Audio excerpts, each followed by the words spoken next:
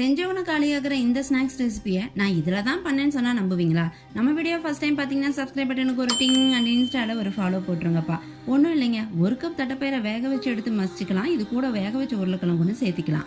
தென் இதுக்கு ஒரு மசாலா ரெடி பண்ணலாம். அதுக்கு ஒரு கடாயில் ஆயில் ஊற்றி பொடியான இருக்கிற வெங்காயம், chilli powder, coriander powder, garam masala and 2 table spoon கடலை மாவு சேர்த்து நல்லா மிக்ஸ் பண்ணிவிட்டு ஸ்மாஷ் பண்ணதில் சேர்த்து தேவையான அளவு உப்பு அண்ட் கடைசியாக கொத்தமல்லி தழை போட்டு நல்லா பிசைஞ்சு அதை வேணுங்கிற ஷேப்பில் பண்ணி பிரெட் கிரம்ஸில் கோட் பண்ணிவிட்டு அதை ஒரு கடாய் இல்லாட்டி ஒரு கல்லில் ஆயில் விட்டு நல்லா ரோஸ்ட் பண்ணி எடுத்தா பக்காவான கட்லட் ரெடிங்க.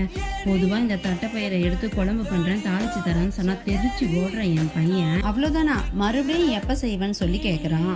ஸோ கிட்ஸில் இருந்து பெரியவங்க வரைக்கும் என்ஜாய் பண்ணி சாப்பிட்ற இந்த ஹெல்த்தியான ரெசிபியை மறக்காமல் செஞ்சு பார்த்துட்டு கமெண்ட் பண்ணுங்கள்.